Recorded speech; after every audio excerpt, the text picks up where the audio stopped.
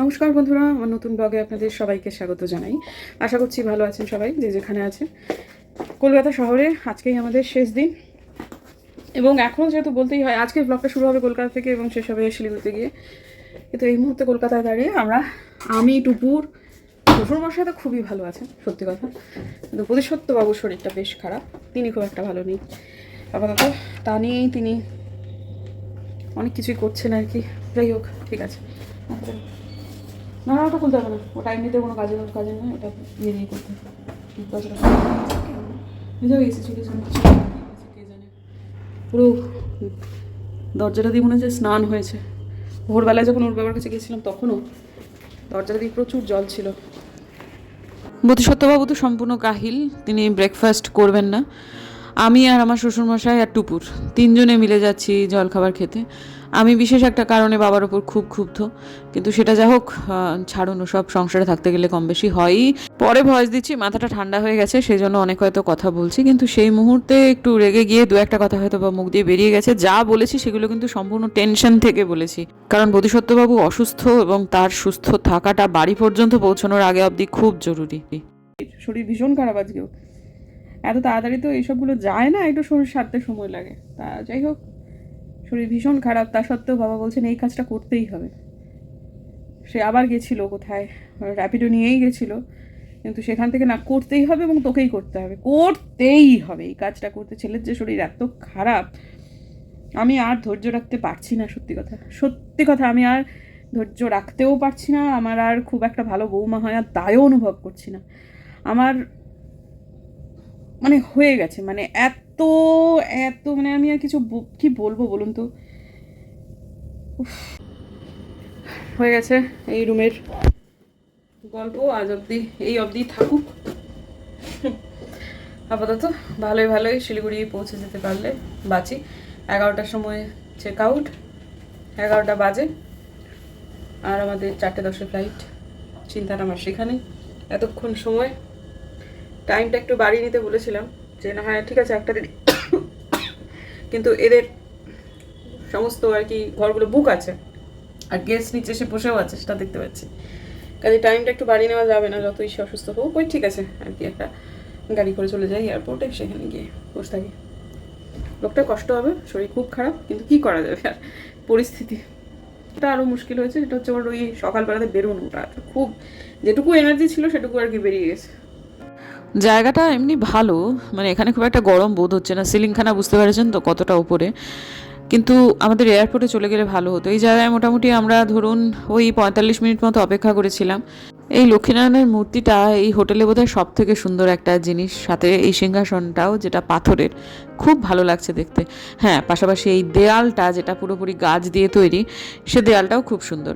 তো যাই হোক, এখন আপাতত ক্যাব চলে এসেছে, চলে যাচ্ছি এখন আমরা এয়ারপোর্টের উদ্দেশ্যে। অনেকেই জিজ্ঞেস করছিলেন কোন হোটেলে আছি।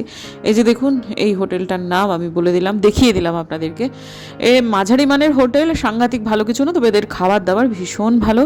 বোধিসত্ত্ববাবুর এই সময়টায় দেহ সংকুচিত হচ্ছে, বারবার করে তার জল বেরিয়ে যাচ্ছে, গেছে অনেকটা শরীর থেকে। এই মুহূর্তে তিনি খুবই কাবু হচ্ছেন, যার ফলে খুব ঠান্ডা লাগছে। এদিকে টুপুরেরও সে আর থেকে একটা গরমের অনুভূতি হচ্ছে না, শ্বশুরমশাই তো সবসময় ঠান্ডা লাগে।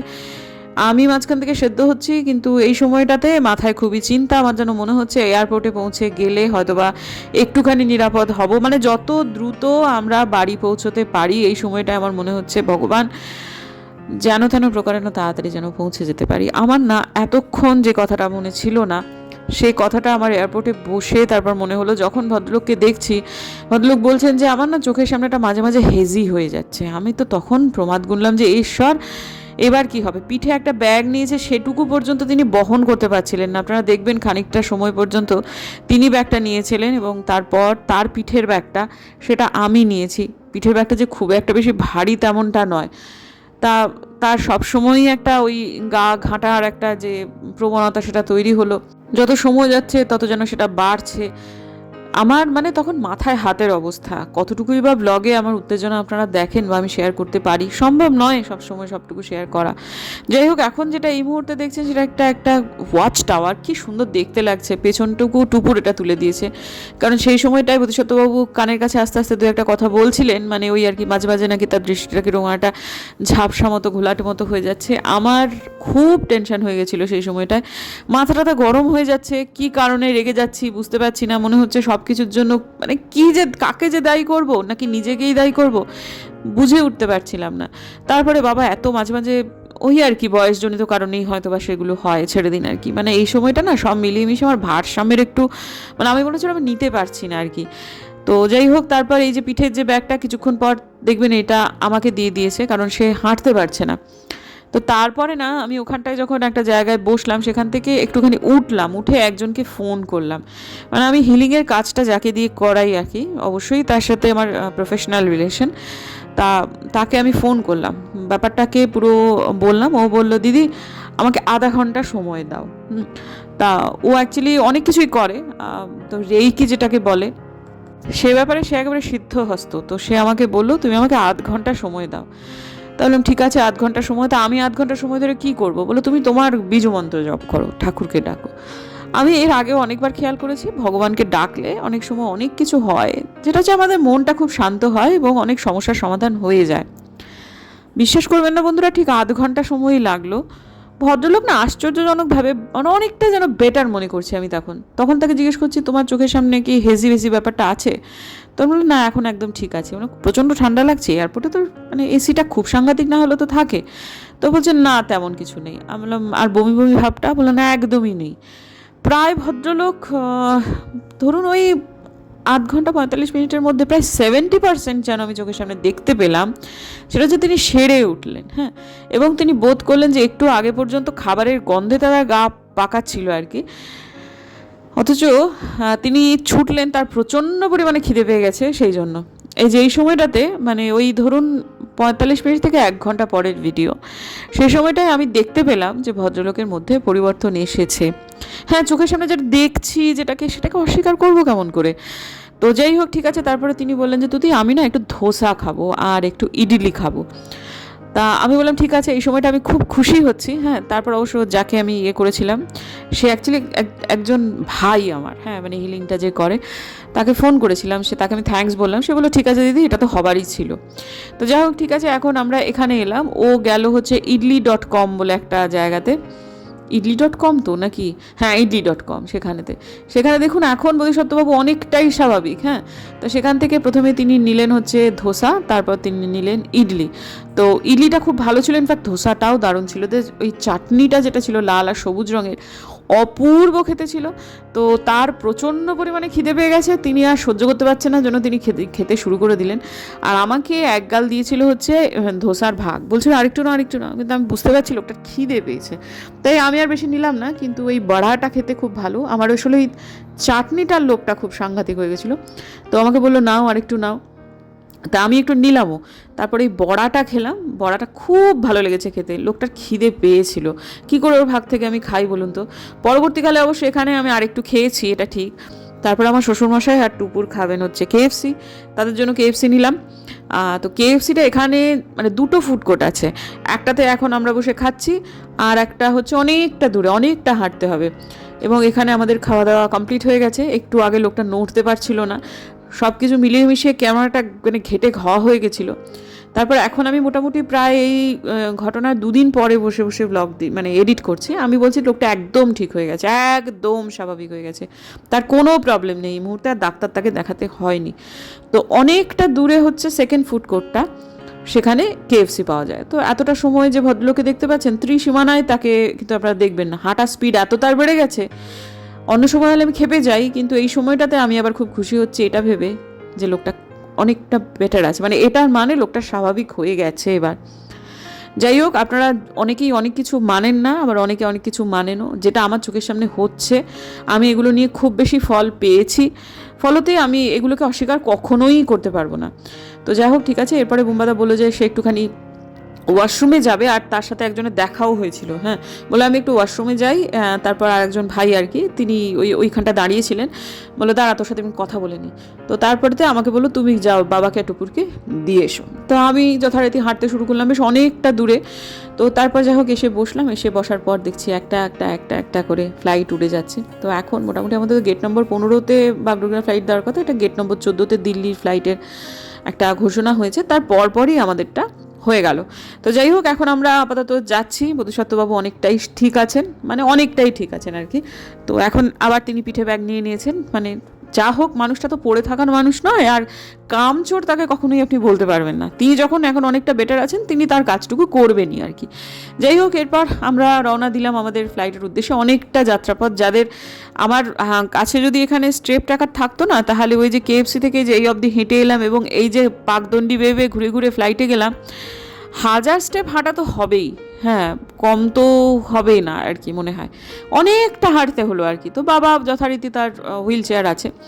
তো তারপর আমরা ওখানে গিয়ে বসলাম, এবং ইন্ডিগোর ফ্লাইটে আমার একটু টেক অফ আর ল্যান্ডিংয়ের সময় মনে হয় যেন একটু অসুবিধে হয়, কিন্তু আজকে এত ওয়েদার খারাপ ছিল, সারাটা সময় জুড়ে 50 মিনিটের ফ্লাইটে প্রায় 45 মিনিট ধরে সিট বেল্টের অন ছিল, মানে সারাক্ষণই কেঁপে যাচ্ছি আর কি, মানে এত আকাশ কালো করেছে।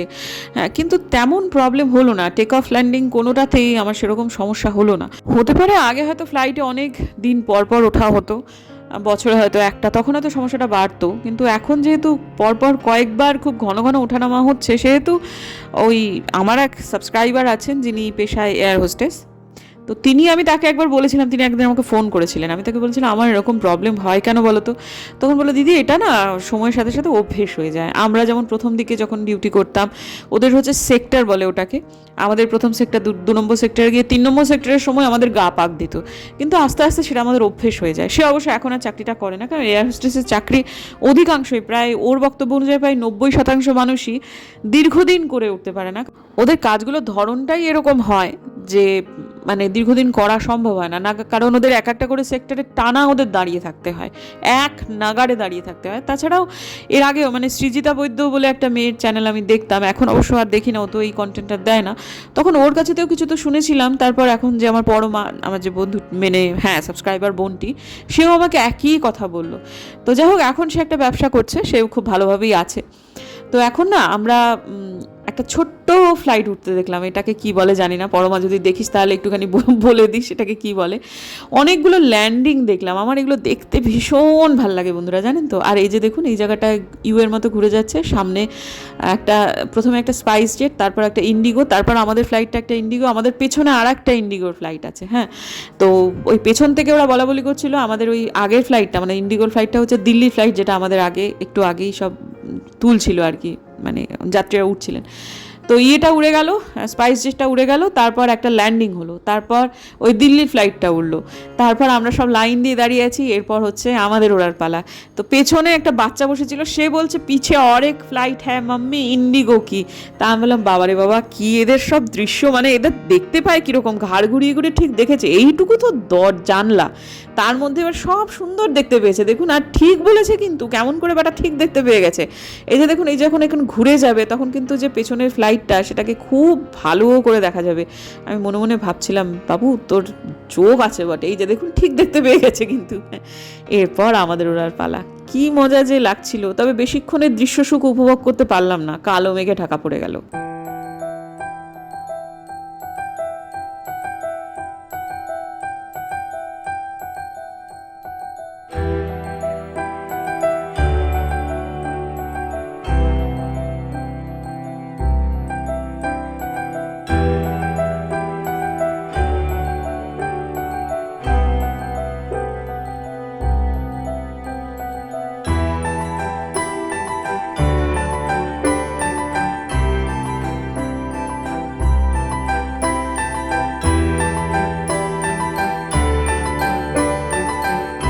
সিট বেল্ট সাইন পুরো ফ্লাইট জুড়ে ছিল। ওয়াশরুমে আমার শ্বশুরমশাই যেতে পারেননি, যার ফলে ল্যান্ড করবার পরে তাকে একবার ওয়াশরুম যেতে হয়েছে।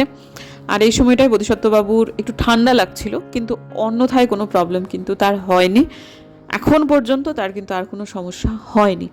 যাই হোক, এই সময়টায় আমরা বাগডোগরার একেবারে কাছাকাছি চলে এসেছি। ফ্লাইটটা 50 মিনিটের ছিল না, একটু বেশি ছিল।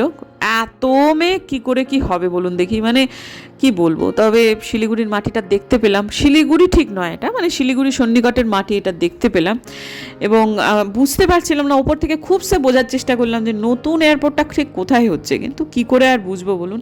রাত্রেবেলায় হলে না বেশ ভালো রকম বোঝা যায়, ওখানে বড় বড় আলো জ্বালিয়ে খুব মানে দ্রুত গতিতে 24 ঘন্টা কাজ যেহেতু হচ্ছে। আর এটা তো এয়ারফোর্সের একটা ল্যান্ড, এটা এয়ারফোর্সকে আবার ওরা ফেরত দিয়ে দেবে শুনছি 2028 না 27 কোনো একটার মধ্যে বোধহয় ওই এয়ারপোর্টটা রেডি হয়ে যাবে, এবং সেটা একটা আন্তর্জাতিক এয়ারপোর্ট হবে। এখানে আমাদের একটা খুব খারাপ অভিজ্ঞতা হয়েছে। আমাদের ট্রলিটা হাতে নিয়ে সাদা রঙের জামা পরে একটি ছেলেকে দেখছেন তো, তিনি যাচ্ছেন, তিনি খুব দুর্ব্যবহার করেছেন। তিনি আমরা বলেছিলাম আপনি আপনার গাড়িটা সামনে নিয়ে আসুন, বাবা তো বেশিক্ষণ হাঁটতে পারেন না, তো ওই হুইল চেয়ারটা অতদূর যাবে না, তো হাঁটছেই, সে আর গাড়ি তার আসে না। বাবা তখন রেগে গেছে, আমরাও বলতে শুরু করেছি, তাহলে আপনি আমাদের দেখলেন যখন ভদ্রলোক হাঁটতে পারেন না, হুইল চেয়ারে তো লোকে এমনি এমনি বসে না, তাহলে আপনি নিলেন কেন? আর সঙ্গে সঙ্গে তিনি এক ধাক্কা মারে ওই ট্রলিটাকে সরিয়ে দিয়ে বলছেন, যাবো না, যান করে। একদম সেই মুহূর্তে 10 মিনিট সময় আমরা না ডাইনে যাব না বাঁয়ে যাব, বাবা আর দাঁড়াতে পারছেন না, কোথাও বসার জায়গা নেই। এদিকে এতক্ষণ সময় ভদ্রলোকের হেঁটে তার শরীরে খুব মানে অসুবিধা হচ্ছে। আর তখন আমাদের কিংকর্তব্য বিমূঢ় অবস্থা, কিন্তু ত্রাতা হিসেবে আর একজন ড্রাইভার আসেন এবং তিনি আমাদেরকে নিয়ে যান, এবং খুব রিজনেবল প্রাইসেই তিনি, একদম ঠিকঠাক প্রাইস, মানে যেটা রেট অ্যাকচুয়ালি তার থেকে একটি নয়া পয়সাও বেশি নেননি। তিনি ত্রাতা হয়ে আসেন এবং তিনি আমাদেরকে নিয়ে যান হচ্ছে একদম বাড়ি পর্যন্ত।